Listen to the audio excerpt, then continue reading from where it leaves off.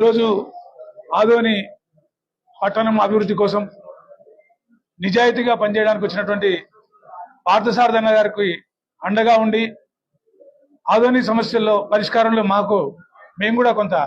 ఆయనకు తోడుగా ఉండాలనే ఉద్దేశం ఒకటి. తర్వాత మా వార్డు కూడా మేము గెలిచి 2.5 సంవత్సరాల పైన అయినా కూడా అంటే మా వార్డులోకి పోవడానికి లేకుండా ఒక నియంత పరిపాలనలో మా వార్డు ఉండడం, ఒక కౌన్సిలర్గా మేము ఆ వార్డులోకి పోలేకపోవడం, ఆ వార్డు ప్రజలకు మేము సేవ చేయలేకపోవడం మా దురదృష్టంగా భావిస్తున్నాం. అందుకనే నిజంగా కూడా మేమేంటే మాకు ఓట్లేసినటువంటి ప్రజలు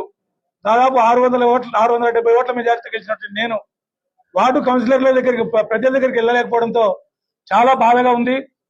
అందుకని వాళ్లకు నేను ఆ పార్టీలో ఉంటే ఎట్లా దగ్గర కాలేను, ప్రజలకు పోలేను అనేటువంటి ఉద్దేశం చేత నిజాయితీగా ఏది చెప్తే అది చేస్తున్నాడు, ఏది ఏ టైంకి చేస్తానంటే ఆ టైంకి